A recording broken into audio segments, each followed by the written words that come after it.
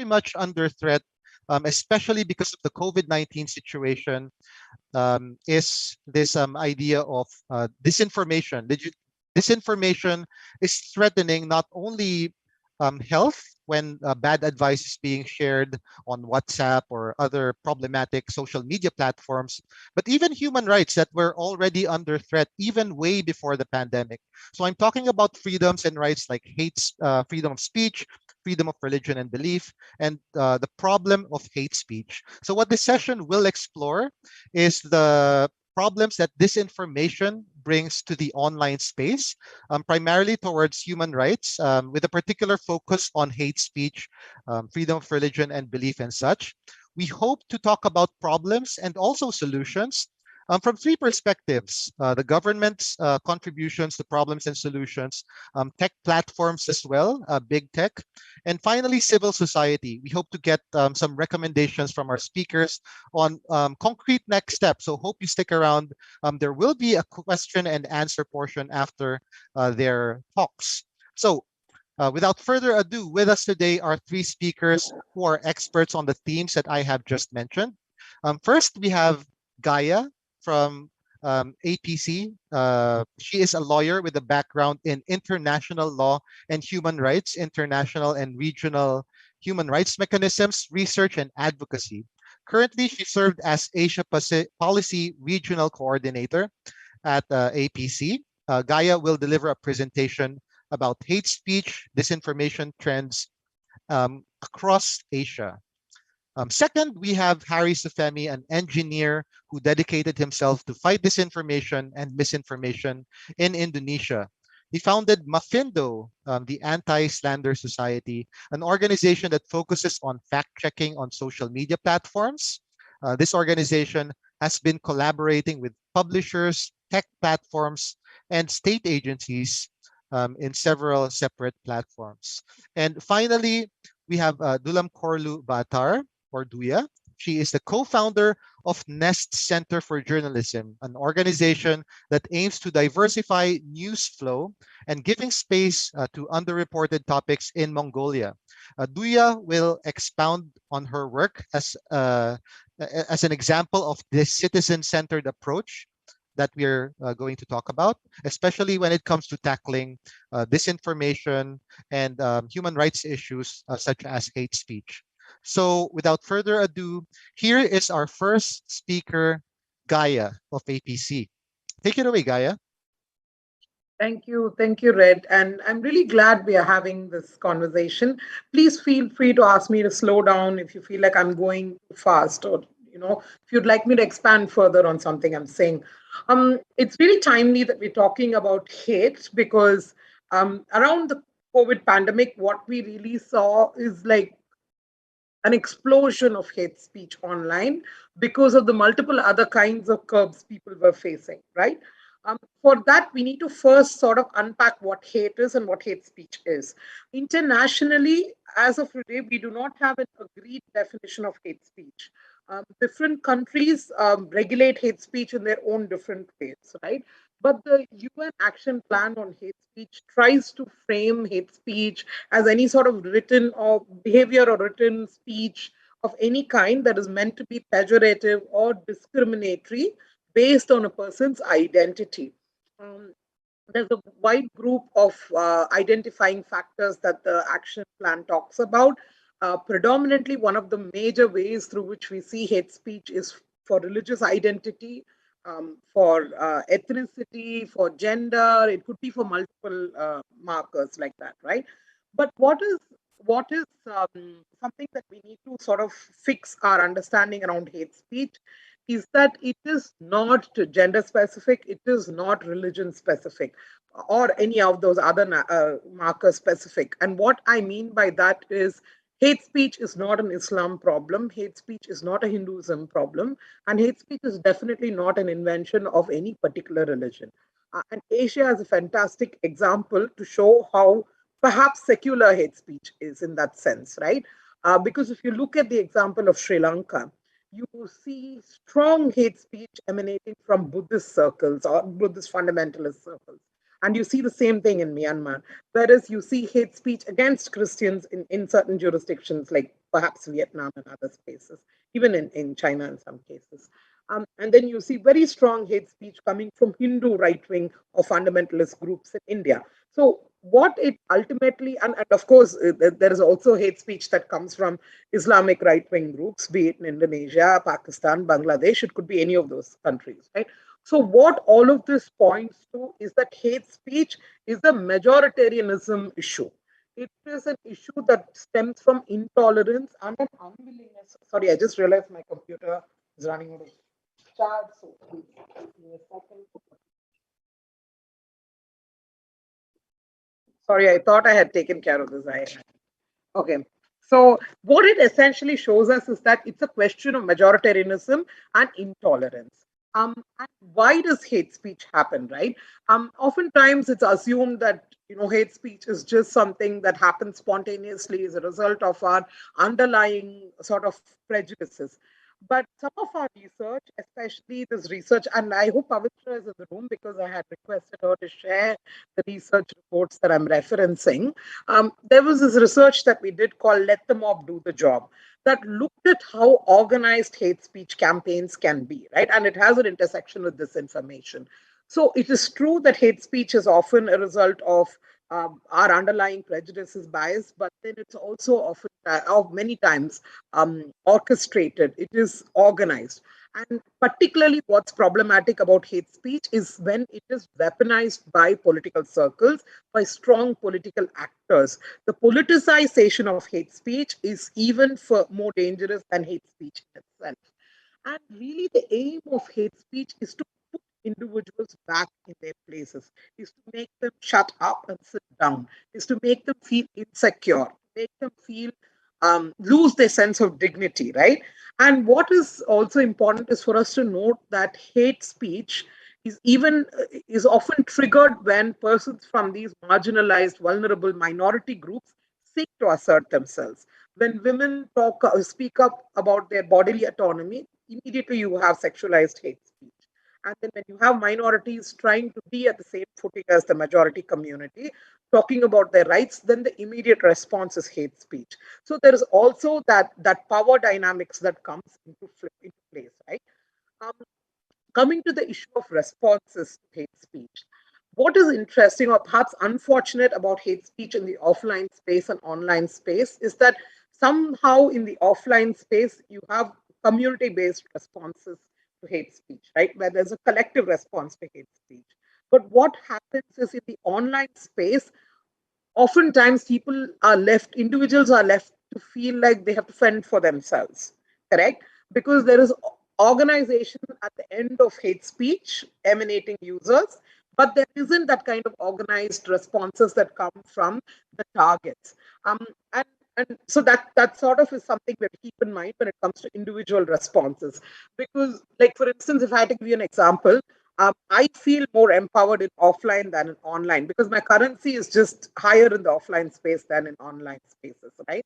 Whereas there might be individuals whose currency is much higher in terms of followers, etc., in the online space, but they might not be much in the offline space. So there is also that distinction we should keep in mind. Red, can you give me a quick time check? How many minutes do I have left? 4. All right. So I think what is also very important to cover is for us to understand how hate speech works, right? For instance, caste-based hate speech is not something that is well understood by circles across the world, but it is something that is very much an issue in South Asia. So at APC, we've tried to do lecture series to try and unpack the subtle and not so subtle ways in which caste-based hate speech happens. This was through a lecture series, and I invite you to take a look.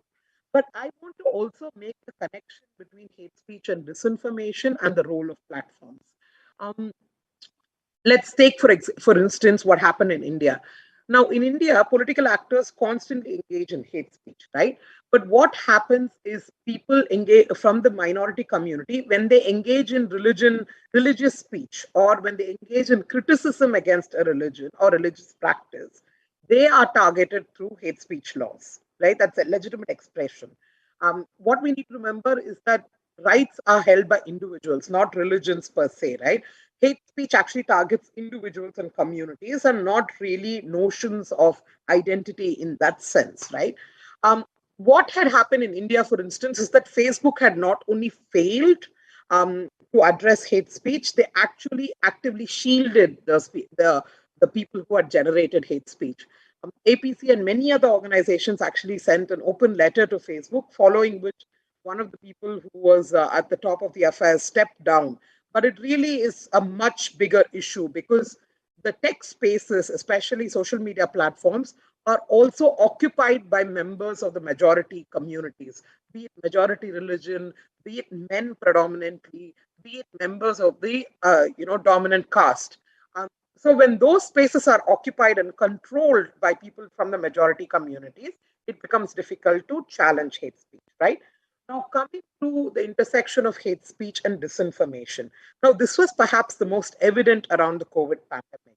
Now, one of the research reports we did called The Contagion of Hate looked at how the Muslim community in India was referred to or compared with a Chinese virus, right? Um, because it was believed that they were the ones who were spreading coronavirus. So the kind of language that was used, not just in social media, but was promoted in regular traditional media and peddled by people belonging to the ruling dispensation, really put a community at the back foot, right? Um, so let's look at examples. For instance, in Bangladesh, where there were disinformation about how people belonging to the Hindu minority in Bangladesh were kidnapping children for rituals to be sacrificed. This happened in India as well. So these kind of disinformation comes from a certain place, right? If, for instance, you heard something absolutely bizarre about your own community, you wouldn't forward that information, right? Because you know it's possibly not true. Or if you heard this information about some unconnected tribe in another country, which you have nothing to do with, you wouldn't forward it because it's irrelevant to you, or you do not want to forward it, right? But the fact that disinformation is being forwarded by people, whether it's in familial WhatsApp groups or in the larger social media circle, comes from that place where you want to believe this untruth to be truth. You want to propagate it. So there is that human element which can't be resolved just by technology, by AI, by platforms, or by laws. That is something that we need to address at that level, which is a societal problem. Thank you. Thank you so much, Gaia. And what a perfect way to introduce the dimension of this information. Without further ado, uh, I would like to introduce our second speaker, Harry Sufemi. Take it away, Harry. Thank you, Red. But first, I'd like to apologize. Currently, I'm in the hospital accompanying my father and mother, so this is not my usual setup. Apologies if there is a problem with the audio on video. Okay. So Mavindo began as an anti-hoax community in Facebook as a Facebook group. When we finally decided to create an institution, Mavindo, we agreed that the aim would be to enable society to fix its own problem. So if we have a problem in our society, hate speech and hoax, then we will be fixing it ourselves. Therefore, the government does not have to interfere too much about it. And also, there would be no need for platform to do any kind of censorship. That's the goal of Mavindo, empowering people and citizens to fix its own problems. Basically, since our presidential election on 2012, we start to see hoax, misinformation, disinformation problems in our social media platform, and a lot of that, including also hate speech, especially to the minority groups, such as the Chinese. They become favorite target by these hoax actors by claiming that all the problems in Indonesia are caused by the Chinese. Everything is blamed to the Chinese. So this was quite a very serious problem. And then they created the hoaxes to target this minority as well. So Mafindo was uh, founded to fix this kind of problems. At the moment, our fact-checking group in Facebook have more than 90,000 members. We have also 500 plus chapter members in 17 cities. And we have women as a significant agents of change, very powerful. And we have been collaborating with national and international institutions, governments, academics, and other societies. As it was, we began as a Facebook group since 2015. I don't know, but we are probably the first crowdsourced fact-checking effort, and we publish the fact-check post there. We do no zero advertising effort. People just found us and joined spontaneously. And before we knew it, we have thousands and thousands of members. So Mafindo was formally established as institution on 2016. The power of community is that the community have the capacity, capability, and any kind of efforts we throw into the community gets amplified. Also, any kind of impact get amplified as well. And it's just we just have the diversity of insights and perspective in the community. It's just really wonderful. So how do you create this kind of community? At first, we have to put a seed. In our case, we began the fact-checking group, and then we start posting posts. And it was the right timing as well. People were fed up with all kind of silly hoaxes spreading on the internet and social media platforms. When people found out about us, then they start joining by themselves, and we make it very easy to join. There's nothing, no form, no whatsoever. It's just if you have a Facebook account, then you can join in. Inclusive. We provide hope and motivation to our members. We establish and enforce rules to make it a positive experience for everyone. And basically, that's it. So the cause why people are not doing anything about hoaxes and hate speech is because they thought there is nothing that they can do about it. But once we explain to them that actually we can do something about it, then people start to rise and work together and tackle the issue. So we provide hope and motivation to the community.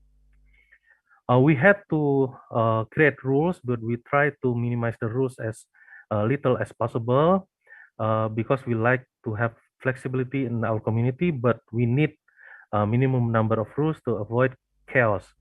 It has to be clear with as little room as possible for interpretations, and we need to have moderators to enforce these rules, meaning we have human resources for this. We have to be an inclusive community. Everyone is welcome. We don't care about your political preference at all. Any race, any religion, any profession is welcome. Our only requirement is that you are siding with the fact. That's it. We also try to make the community to have positive interactions. We say that having fun is a requirement. No place for ego. This is the place for everyone together. This is a safe place for everyone. Everyone can work together and have fun together in combating hoaxes.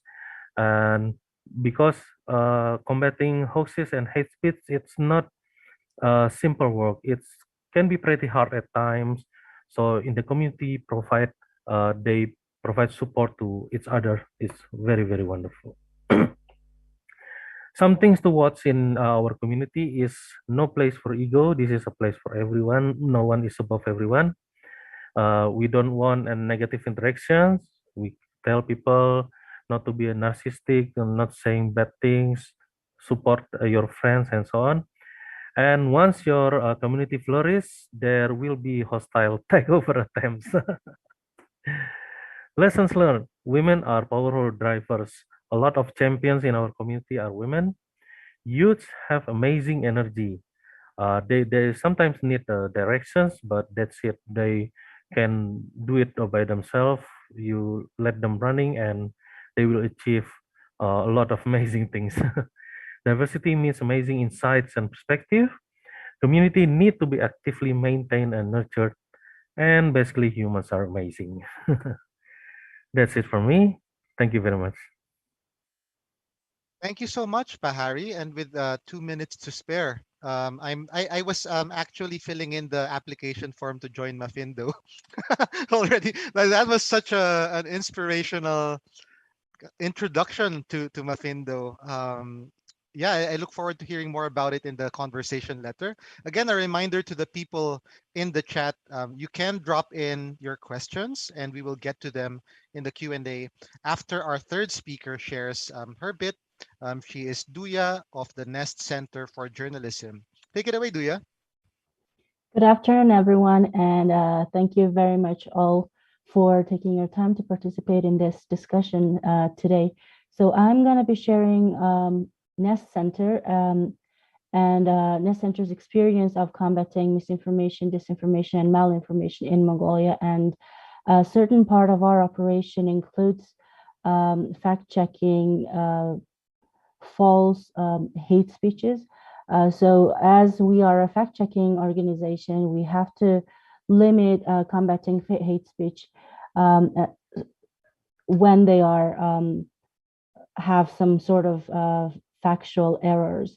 So I'm assuming the admin will share my slide, or do you prefer I share it from my own screen? Okay, I'll just try and, okay, great.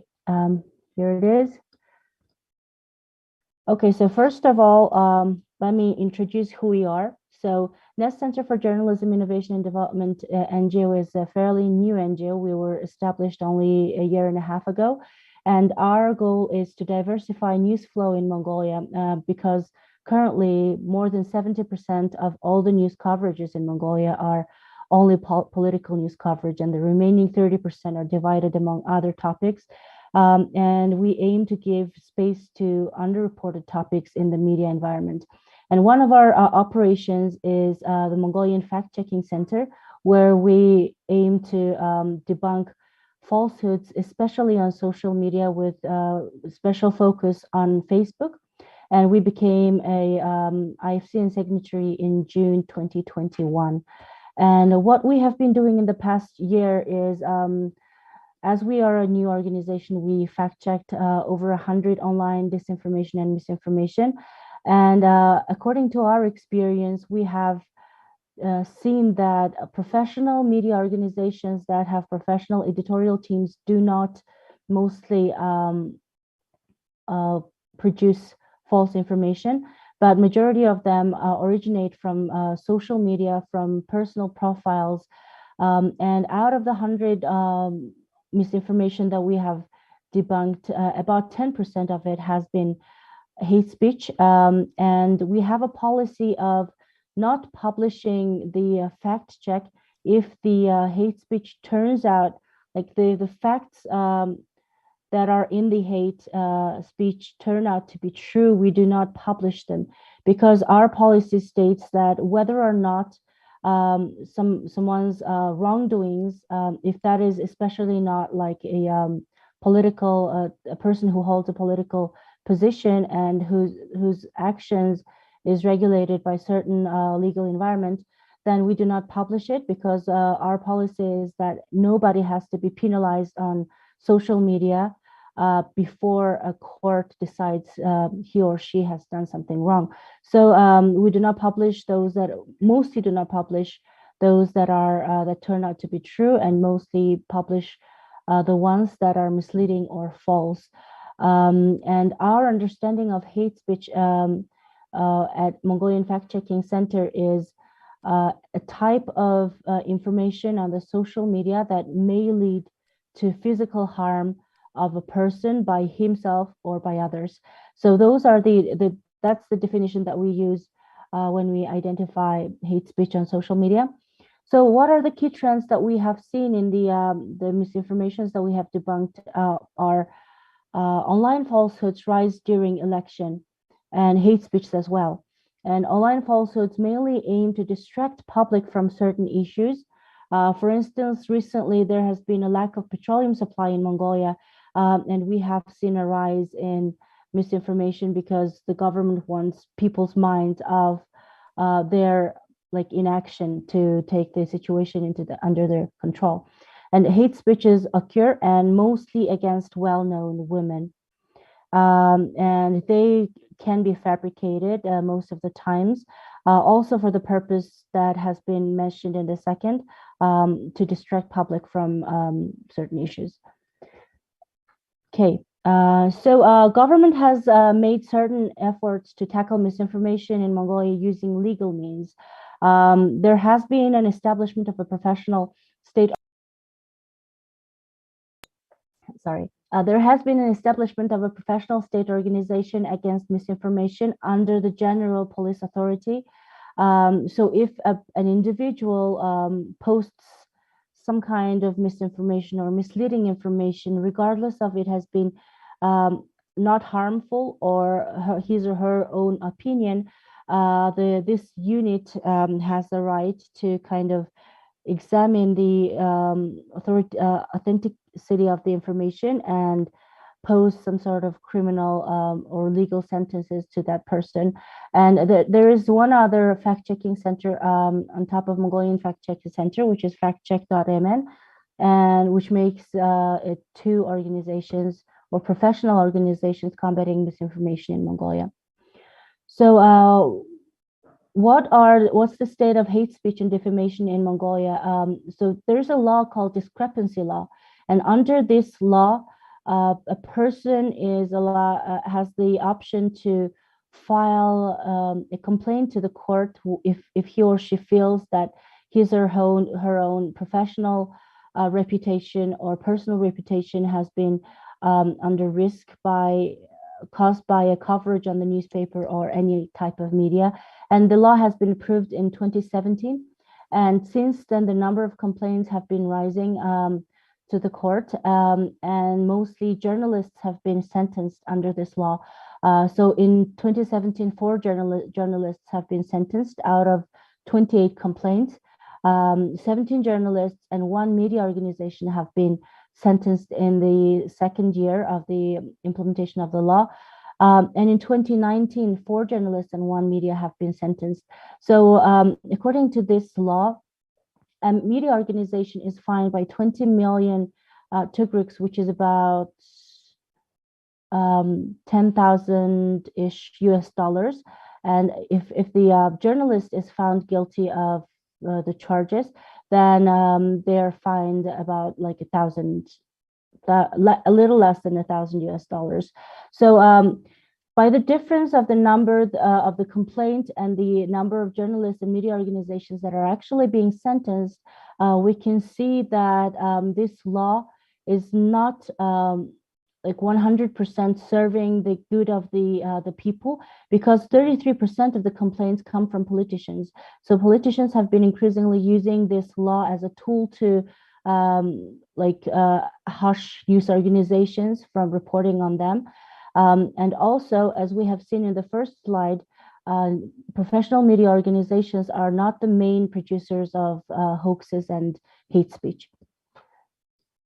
Okay, so these are more about the regulations. Mongolian fact-checking centers take on the state's efforts to combat hate speech and misinformation have been mostly focusing on protecting themselves and politicians from media coverage.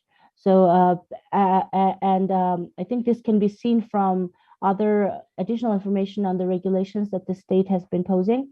So the General Police Authority and the Communication Regulatory Committee approved a joint regulation which bans public to publish any sort of information that may mislead, may be accurate about the pandemic in 2020. So this has been approved, I think, early 2020, but it was supposed to be active until the end of July this year, but this has been extended.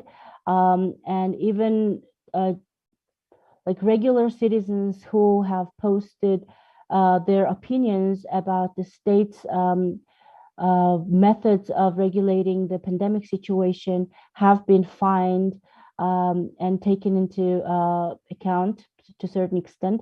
So what I'm trying to say by this is when we look at hate speech and misinformation on social media, we have to be cautious because certain actors, especially the state in Mongolia's situation, may use those phenomena against the free press or your right to have your own opinion. So I'll just so there's two laws out of the discrepancy law that are regulating defamation and falsehoods and hate speech in Mongolia. So one is Criminal Code of Mongolia and the other one is civil law. So under the criminal law, if you have if you're charged under the criminal law, then you will have, like, as a citizen or as a person, you will have this record on yourself as a criminal for the rest of your life. So what are some lessons and observations that Mongolian Fact-Checking Center has observed during the past year is that digital-first media with professional editorial staff are not the main publishers or producers of false information. Misinformation is not distributed faster, is distributed faster when people sharing the contents that were shared by their parents and relatives. So this emphasizes the importance of educating all levels of the population equally when we want to combat hate speech or misinformation. Politicians have made great use of the phenomenon of misinformation to limit professional journalistic activities. Misinformation distributes faster and lives longer when the public do not trust professional media. And the fastest and most effective way to combat misinformation is by educating the public. And by saying so, when we talk about educating the public, we mostly concentrate only on the youth because we believe that part of the population is easiest to influence and easiest to make change. But as we have seen, Nest Center made this survey last year studying how information travels and how information affects your decision making. And it revealed that even the younger people trust that information more and easier if it is shared or it is approved by the older members of their own family. So it emphasizes the importance of educating the public in a very balanced way among different age groups. So Mongolian Fact-Checking Center does this volunteer training time to time. But since the pandemic hit Mongolia about a year ago, it has been a challenge for us to do online training because it is a very complicated topic. So we did 5 volunteer trainings, all of which were offline prior to the pandemic, and it covered 60 people because of the limitations of the number of people we can have in the same room. And we also introduced this reward-based system for volunteer fact-checkers. So the volunteers who have participated in our training now can submit their fact checks to us to be published and to be made public. And if we decide that the fact check is accurate and is relevant to the public, then we reward them with a certain amount of money for the time that they have spent doing this fact check. So going forward, I think this is my last slide. So the state continues to try to limit journalistic activities by legal regulations. So the challenges that we're facing in Mongolia now is that there is another newly proposed law on press freedom, and it suggests to establish a media council, another governing body, who will determine whether or not a certain information has defamation elements or hate speech elements. So failure to pass the council's requirement will result in criminal code regulations. And the council may be financed by the state budget according to the proposed law. So we feel that this is going to be a challenge for media organizations. And those media outlets that are not members of the media council will be directly regulated by the criminal code. And Mongolian Fact Checking Center, this is an opportunity that we're hoping to get. We're hoping to become Facebook's third-party fact checker in the near future. That means we will be able to gear up our volunteer program and attract more like citizen-initiated fact checks that can be published. Yeah, and that's it for us. Thank you very much for your attention. Thank you so much, Duya. And without further ado, the Q&A part of this session is now open. I'd like to first give the mic to Amna. Can you turn on your mic or your video if you wish? Hello. I believe you have a Yes. question. I hope Yeah, you go can ahead, hear me. Amna. Loud and clear, Amna. Okay. First of all, thank you so much for this session. I really learned a lot as someone who's just sort of getting into digital rights. I'm a student from Pakistan, and I have a comment on gendered disinformation when it is targeting the feminist movement. So not necessarily an individual, although the attacks may be individual in nature.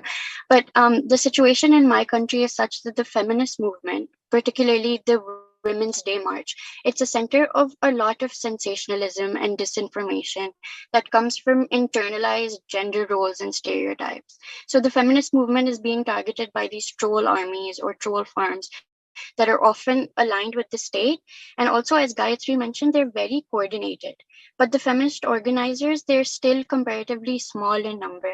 So although they're disseminating their own sort of, counter propaganda compared to this sort of vast majority and how deeply rooted the patriarchy is in our society, it's very small. So I guess my question is, when you're outnumbered by these troll armies, when the state is sort of working against you, and when social media content regulation doesn't really help, especially if this hate speech and disinformation is coming not in English, so it's coming in Urdu, where exactly do you go from there as a progressive movement that does not yet have that, mass support to counter the extent to which these troll armies are sort of attacking your cause? I hope that makes sense. Yeah, thank you so much for your answer. And I suppose, Gaia, like with your context, you can answer that question. But also, Harry and Duya, please feel free to chime in with your contributions to that question. Go ahead, Gaia. Thanks, Red, and thank you, Amna. Would you mind if I also took that question along with some of the questions that are coming up about what can we do from a bottoms-up approach? What can Yeah. platforms do, right? I think Yep. these questions are connected. No, in fact, I think we should start with acknowledging that the role that the women in Pakistan have played in shaking things up. I'm sorry, my dog's been creeping up behind me the whole time.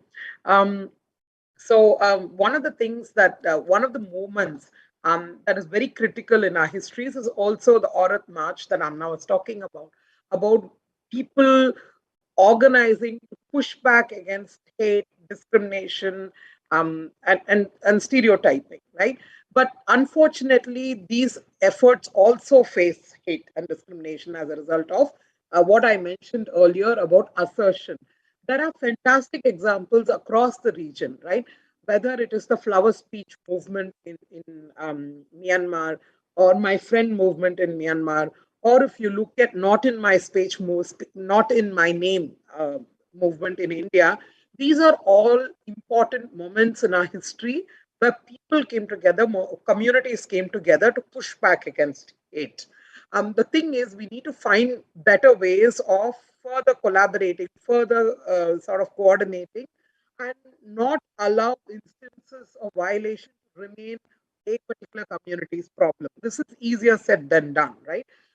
What I was trying to say earlier was that in the offline context, if we see someone being attacked on the road, our immediate impulse would be to go to their rescue, to sort of at least do something about it.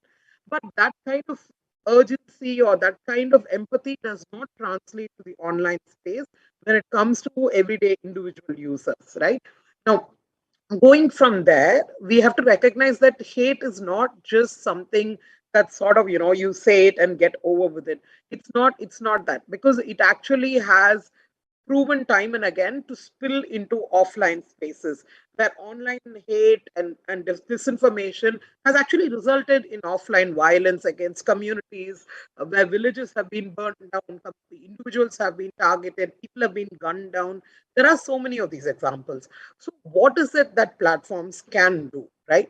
Now, let's start with the basics. Now, platforms' community standards on hate speech are abysmally poor because they take the approach of a global standard. Now, that does not work for Asia because in Asia, each country has its own peculiarity, has its own sort of, how do I say, situation and necessities.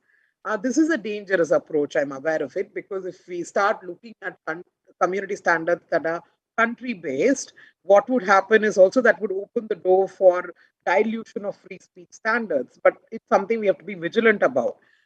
What is really fantastic about initiatives like Muffindo is that they come up with a community based solution, right? But one thing that worries me is also the amount of pressure that, as a result of it, that is put on civil society to resolve a problem that needs a collective approach as well, right? So what I would recommend is that platforms need to take a serious look at their policies, make them realistic, make them receptive.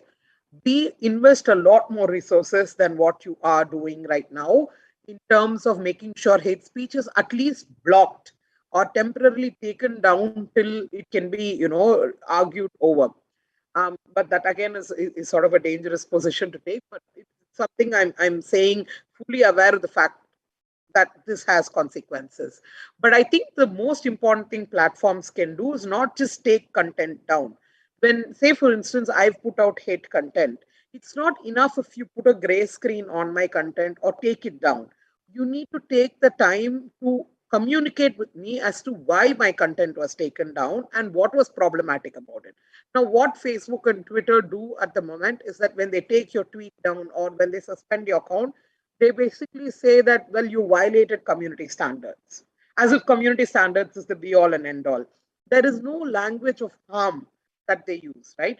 I think platforms need to write to users whose content has been taken down by explaining what was problematic about their content, the kind of harm it could have actually caused, right?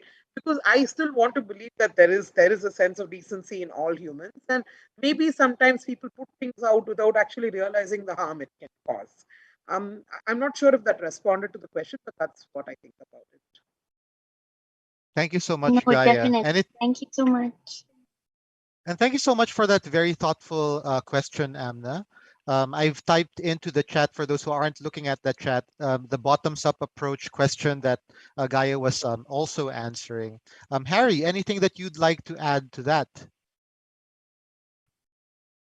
Sorry, I was too busy typing in the chat box. Can you tell me No the worries. question again? Oh, that was quite the long one. But instead of focusing on Amna's question, which I think Gaia very squarely responded to, let's move on to the question of Deborah, which was about the approaches to addressing disinformation. So Mafindo takes a citizen approach so that you wouldn't have to rely on legislation, on government, on tech platforms anymore. Can you tell us like the inherent advantages and disadvantages of such an approach? I guess some related questions here is who really is to determine what is disinformation? Who makes the call? Who can make that objective and unbiased assessment, right? And when government does it, like, of course, we're afraid that it can be self-serving.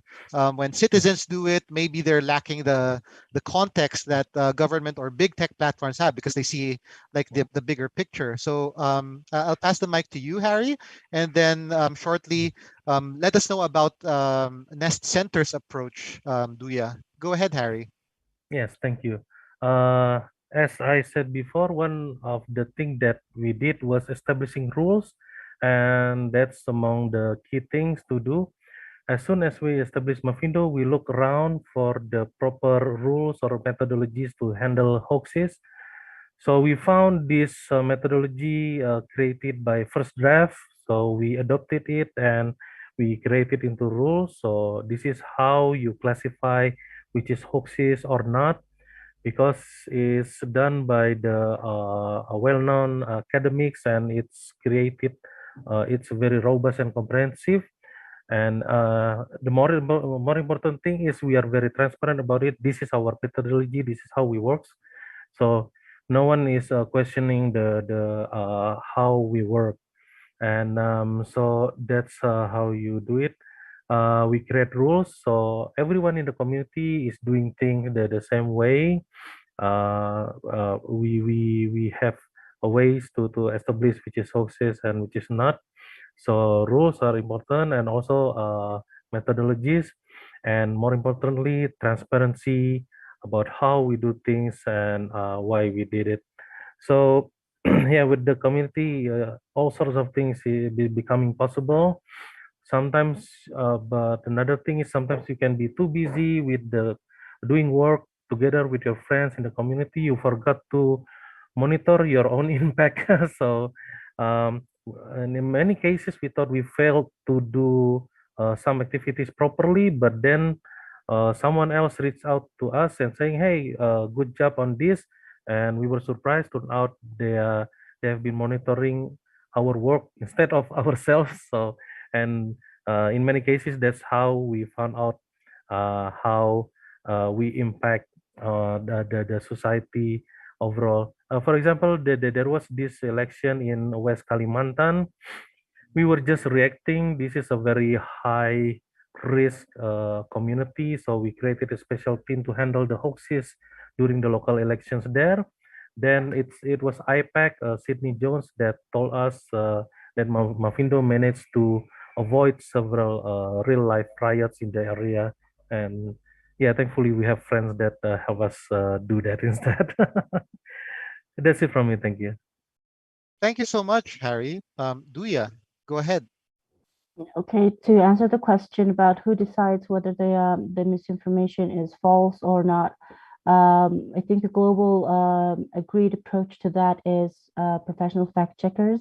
And at Mongolian Fact Checking Center, we go by the International Fact Checking Network's principles, which ensure that the verdicts on whether the piece of information is true or not is based following the six main principles agreed by the International Fact Checking Center to ensure that those are objective.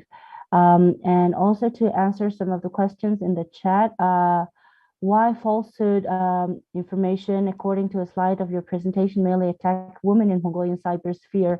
I think that is quite common, not only in Mongolia, but internationally.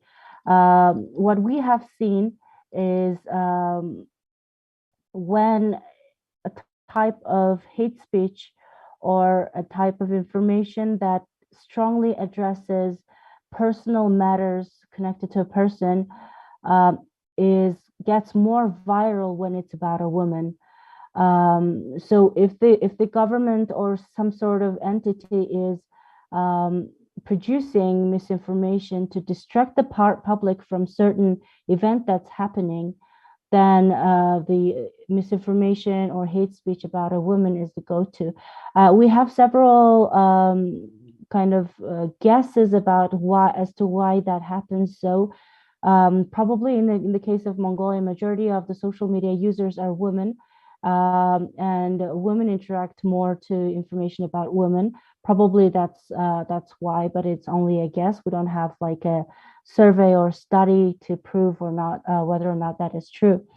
And also more curious about the challenges in depending so much on such a community-powered bottom-up approach for countering hate speech, and what extent can this approach work, and what are the limitations, and can volunteer-based approaches be sustainable, are other questions that we've seen in the chat. So about sustainability of volunteer based approach, I don't think this is the most sustainable way to kind of ensure continued operation. There has to be some sort of monetary element to keep people doing that, because we are using time out of those people. So at Mongolian Fact Checking Center, we're looking into possibilities of having a business model where the fact checking operation can also kind of pay for the time that it's using, instead of depending on grants and donor money. So yeah. that is it to wrap up. Thank you so much. And as I typed in the chat, thank you for shifting the conversation to answer Ungul's question. Harry, this was specifically for Mafindo. So you mentioned the strength of women and youth. Well, you have such faith in humanity, but in particular, you mentioned women and the youth. So can you tell us more about that and answer Ungul's question? Yes, thank you. Actually, I'm a bit ashamed to say that we have never really researched this phenomenon. We just observe it as it is. But if I may guess, it may be because a lot of men here are the breadwinners. So the women are free to do a lot of other things. And a lot of them chose to volunteer to combat hoaxes. And they did that really fabulously. And we are definitely very grateful for that. Thank you. May I add Okay. to this? For sure, Duya, go ahead. Because at Mongolian Fact Checking Center, we are also 100% women. And I have been trying to hire men to do fact checking, but I think, I mean, there are great journalists who are men, but when we do fact checking, I think it requires very meticulous attention to detail kind of nature. So probably that's why women are like more suited for this, because for our case, we didn't decide to be all women, but it just so happened that way. Even though we tried to hire more men, it's just not happening. So probably it has to do with the physical attributes that women have. It's just, yeah. Thank you for that, Duya. And Gaia, go ahead. Yeah, I kind of wanted to add to what Harry was saying. Perhaps one of the reasons why women are also good at responding to hate and disinformation is because we're just so used to it from a very young age. No, we are repeatedly exposed to constant disinformation about our bodies, about our abilities, about what we can and can't do. Constantly exposed to hate from family to in school, and you just know it, no? Because one of the things about hate and also disinformation, Red, is that whether or not you can define it, you know it when you see it. Yeah, when you see a piece of hate speech, there's something you will have an instinctive reaction to it, and probably women just have been dealing with it for way longer than most men would. All right. And we have a number of other questions in the chat, but I'd also like to give the final word to our speakers for their closing statements. But thank you so much, Harry, for answering Maria's question in here. Please make sure that you read this answer very good. But for now, let's do it in the order of the speaker. So Gaia, a closing statement, and if possible, also a call to action to our audiences who are very much excited to contribute to addressing the problems that we have been talking about at this session. Go ahead, Gaia. Yeah, I think as far as the call goes, I've already mentioned in my intervention, I think at a societal level, we just need to care more, and that we should be willing to get into fights with people that may seem to be nasty, which might be inconvenient, but we just have to set the time aside to put our foot back into to defend the people who are being attacked, push back against the people who are doing the attacking.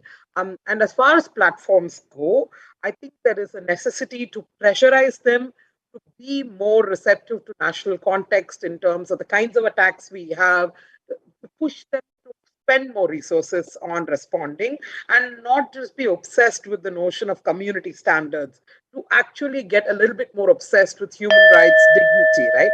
But I think I just wanted to wrap up with one thought to Red, which is why should APrIGF care about conversations about hate and disinformation? Because hate and disinformation leads to exclusion. And if you want an inclusive internet, if you want an internet that people can trust, if you want a safe internet for everyone, I think the APrIGF community, the forum needs to put a lot more emphasis on the plight and the situation and experience of those who are marginalized. Thank you so much, Gaia. And following the order, I'm passing it now to Harry. Go ahead, Harry. Thank you. I remember during the height of the hoaxes and hate speech problems, I still remember the feeling of helplessness, not knowing what to do. So I created a Facebook groups and put my children there, and I started posting debunking hoaxes there to teach my children about critical thinking and combating hoaxes. And before I knew it, people were joining in droves. So then I learned about the power of community. With the community, we can do a lot of things I never even imagined before at all. So together we can do a lot of things. Together we can do pretty much everything. So we have the term in Indonesia, it's called gotong royong. Gotong royong is doing things together. So with gotong royong we can definitely do this. Thank you. Thank you so much, Harry. And Duya, go ahead. Thank you to all of you for taking your time today. So at Mongolian Fact Checking Center, we have this motto, think first. So what social media has done to us is we are so much in a hurry to act before we actually understand and digest the content that we are seeing there. So whether or not it's true or whether or not it may harm somebody else, we just are in a hurry to share that content. So we every time I talk to other people, I just ask them to think first before you push the share button. And then we can significantly minimize the number of misinformation or hate speech that we see online. And who knows, like one day you might be the target of that hate speech yourself. So you can start minimizing the effect now by thinking first. Thank you. All right. Thank you so much, everyone. If I can take something away from this session, it's that hopefulness that our speakers have shared with us. Hate speech, disinformation, these are tools used by people in power to keep those with less power in their places. They would like us to believe that we are powerless, but I think our speakers have clearly shown to us that we are not powerless. If we take action, there is hope. And we can contribute in our own ways to building a more inclusive society. And inclusivity is, I think, the antithesis of the hate speech and disinformation agents. So thank you so much, everyone. There are a number of messages from the APrIGF crew. Please do read them. There are many other beautiful sessions that you can attend. Check them out. And if you would like to check out the information of our speakers, it should be in the session details. Do check out their organizations and the good work that they are doing. Consider supporting and even joining their organizations. Thank you so much, speakers. Thank you so much, Asia, APrIGF. On behalf of Kat and Maria of Engage Media, have a good day, everyone, and see you next time. See you. That was a pleasure. Thanks a lot. Bye. Thank you so much, everyone. Thank you very much. Thank you. Bye.